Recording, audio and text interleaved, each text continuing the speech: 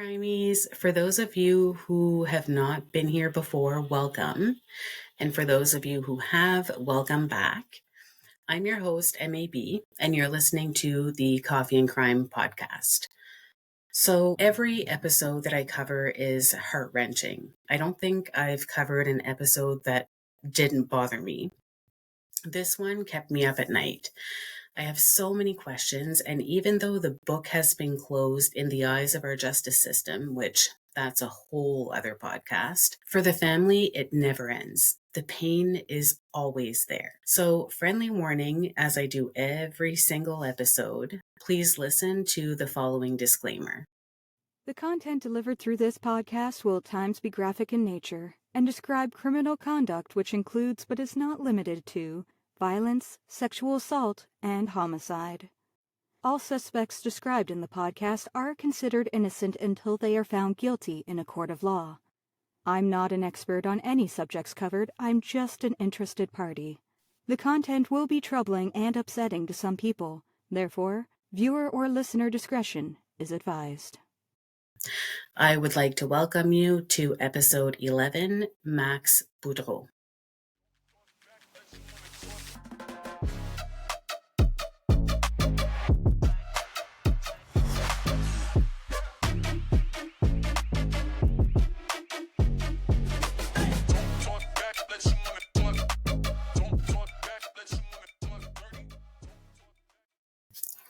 Max David Joseph Boudreau was born on June 20th of 1998, and while he was born in Moncton, at the time he was residing in Dieppe, New Brunswick. A few quick facts about Dieppe for anyone who is not from the Maritimes. In 2022, it experienced a significant growth, and that included an increase in population to 31,535 residents. It's known to be a great place to do business, to raise a family, even to take a vacation.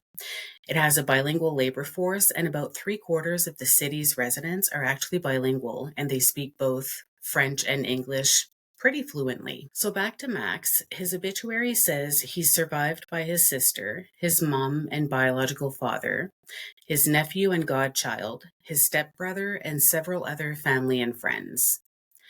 Max's family and friends will always remember his sense of humor and the way his presence lit up a room. And I know this statement is so cliche, but honestly, some people just really do that. And I don't think it's always something you can see, but it's something you can definitely feel. The obituary goes on to say that he just had a way of making people feel at ease, and he was so lovable. And those are some of the qualities that made him an excellent waiter. Although he did have a pretty active social life, he also enjoyed some quiet time for self-care. He had a passion for fashion and glamour, and he was kind and endearing, and his laugh will resonate forever in the hearts of all who knew him. So for you to fully understand, I guess it would only make sense for me to start at the beginning, which takes us to a chilly night in November of 2022. Max was out with some friends and headed over to Angie's show palace in Dieppe. Now, just a side note here, the word palace makes it sound so luxurious, but luxurious is definitely not a word I would use to describe this establishment. It's basically just a strip club that's been around forever in the heart of Dieppe. Max was an out and proud gay man, so I think it was literally just a place to go hang out, have a good time with friends, have a couple drinks, etc. So at around 3 o'clock in the morning, it's time to leave, and Justin Barrows, who was a DJ at Angie's, was seen escorting Max out of the bar. And just something I want to share, you'll see that no pictures of Justin will be shown during this episode. He took Max's life, and I know some of Max's family and friends are going to be watching this episode. So out of respect, I decided that I will not post pictures of the monster who took his life. So back to my story. At this point, Max is pretty inebriated, and I want to take a second to be clear. I am not victim shaming. I'm just setting the tone, and this will become super important later on in the story. So once Max got to the parking lot, he hopped in a taxi by himself. And for reasons unknown, Justin followed the taxi in his black SUV. Meanwhile, In the cab, the driver asked Max where he's going or where he wanted to get dropped off so that he could bring him to his destination. And Max was so inebriated that he wasn't able to provide the taxi driver with an address where he could be dropped off. So the cab driver can't just keep Max in his car all night. So not too long after they leave, he realizes that Max isn't going to be able to give him an address, and he pulls over to the side of the road. Now, I'm not putting any blame on the taxi driver at all, so please don't come at me for that. But I feel like if it were me, I probably would have asked Max for his cell phone to try to pick a contact that I could have called. Or maybe I would have even dropped him off at the hospital. I mean, if the guy can't talk and he can't give me the address where he lives, it's a little dangerous, in my opinion. But hindsight's 2020.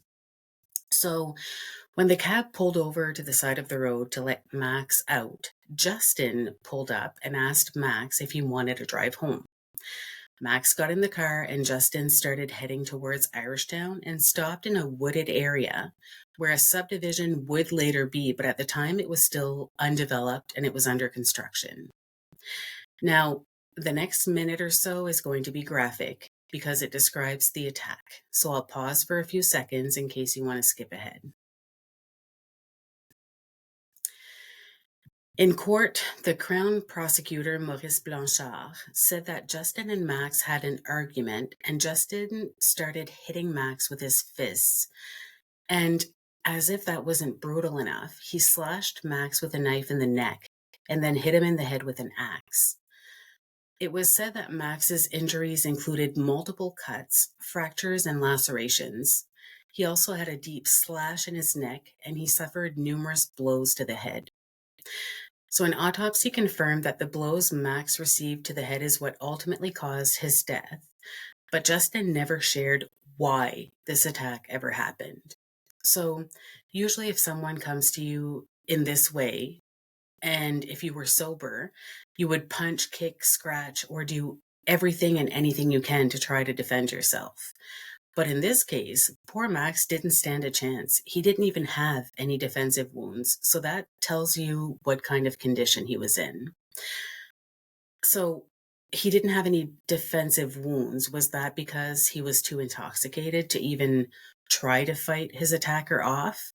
Or was it that he was rendered unconscious from the start? And then everything else followed. We may never know because only 2 people know what happened that night, and one of them is not here to tell their side of the story. Side note here, so I know quite a few woodsy people myself, but I have never met someone who carried an axe in their car. I don't know if Justin had a second job working in the woods or not, but tell me why a 43-year-old man working in a strip club as a DJ would need an axe in his car, because honestly, I can't figure it out. And not just that, but let's just take this a step further. So Justin starts beating him with his fists. Not okay, but my point is that those fists are attached to him. The knife attack, maybe he had the knife on him and it was a matter of whipping it out in a rage or whatever the case was. But the axe, that screams premeditation, because it's not something that you could just carry on your person. So you would have to make a conscious decision to get the axe and then to use it. So this would clearly be premeditated. He could have stopped numerous times, but he chose not to. So Justin was set to stand trial on charges of first-degree murder, and it was estimated that the trial would last about 4 weeks. But the eve of that trial, so the day before the trial started, Justin pleads guilty of second-degree murder, which is obviously a lesser charge. So just to explain a little bit, and I had to get my sister's help for this because she's a lawyer. So shout out number 2, Marilyn, merci. When it comes to accepting a lesser plea, the decision basically rests with the prosecution. So it's great for the courts because obviously they avoid a lengthy trial, which saves time, money, and sometimes spares the family of too many details. On the other hand, though, for the families who are stuck living in this never-ending nightmare, it can definitely feel like a gross miscarriage of justice. The family made it clear that they felt justice was not fully served, and I agree that the charge and punishment, in my personal opinion, did not match the severity of the crime. Outside the courthouse, after the guilty plea, this is what Lise, Max's mom, had to say to CBC News. Take a listen. So no, we're not happy. And I am willing to fight this further. The family's just upset. The severity of this crime. He's getting away.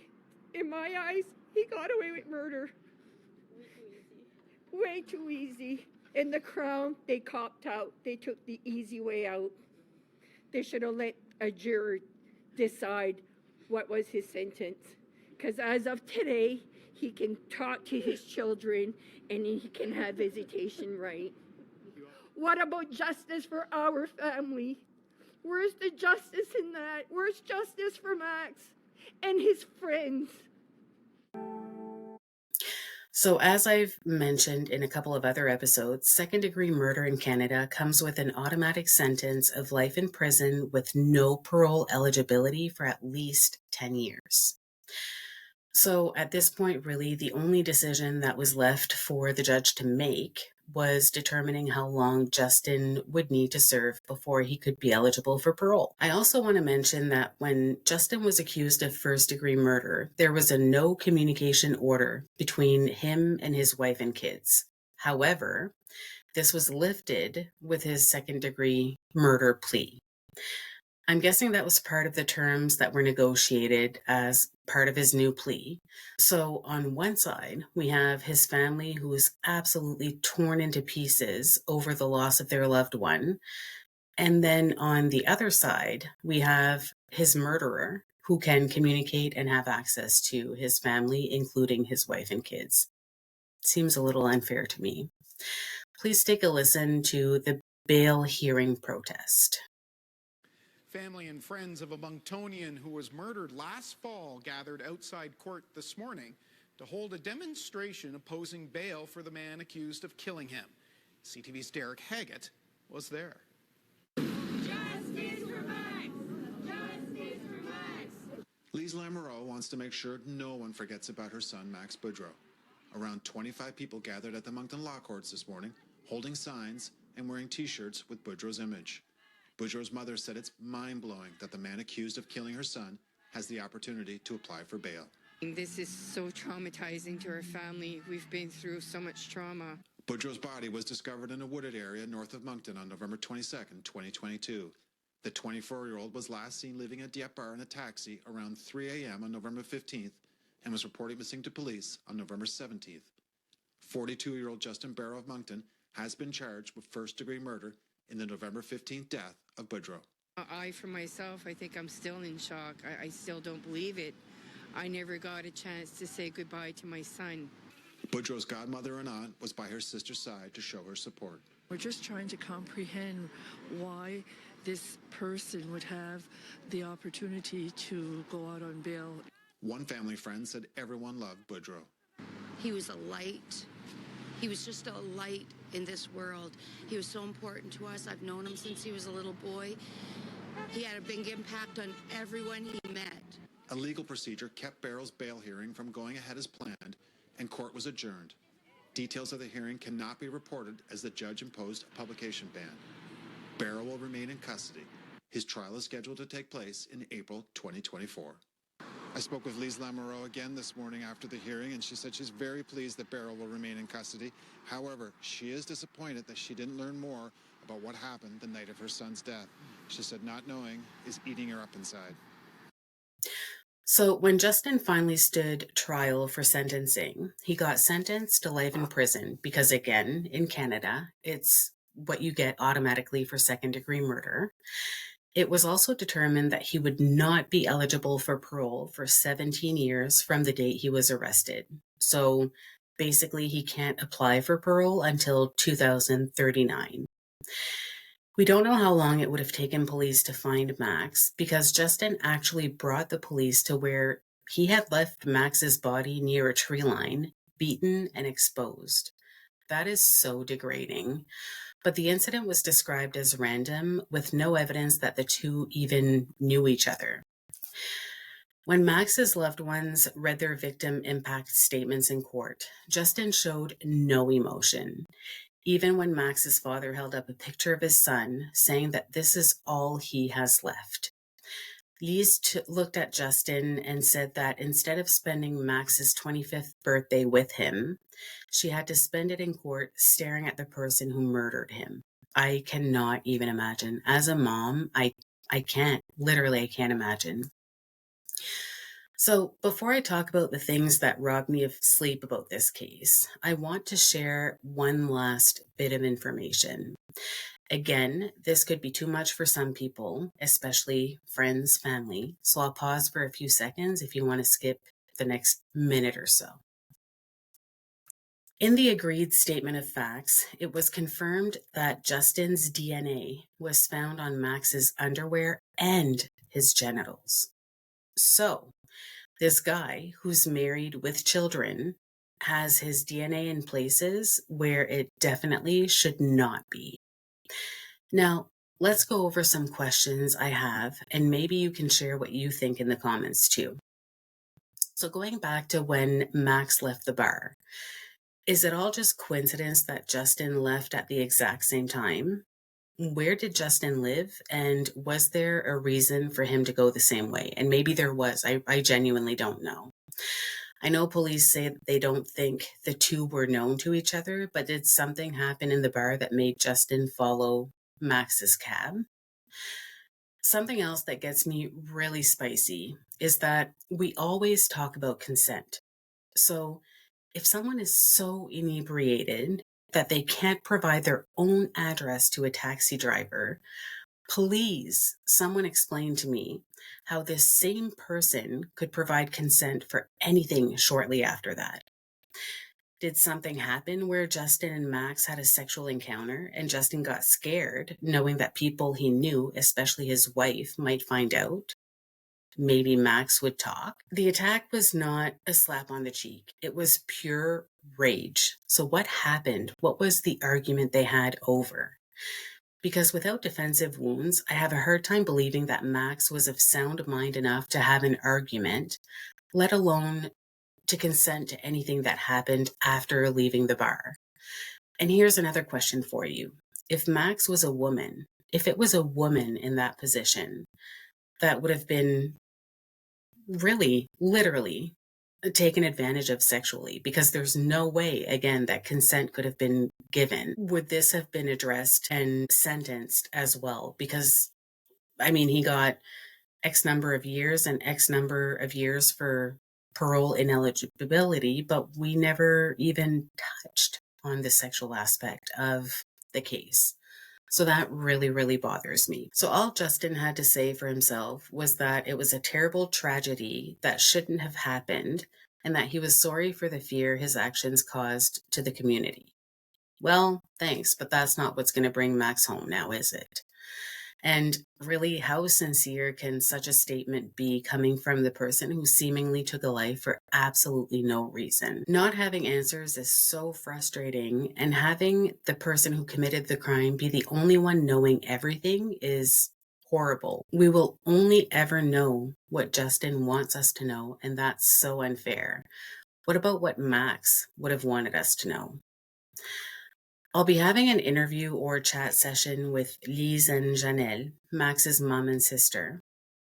It will be released as a separate episode, but other than a few questions, I really want that part and the time I spend with them to revolve around Max, who he was, memories that bring them joy, etc.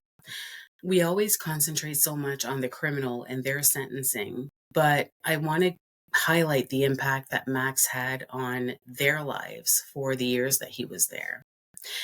On that note, as always, thank you so much for listening to this story. Max played a big role in the lives of the people who loved him, and I'm honored that the family gave me permission to share his story. Please don't forget to subscribe, share, follow, like, and comment your thoughts. I really want to know what you think, what happened, and if you have any answers or theories on the questions I asked. Your thoughts are really important to me. So join me next Sunday for another all-new episode, and remember, crime is a waste of time. Until next time, bye, Crimies.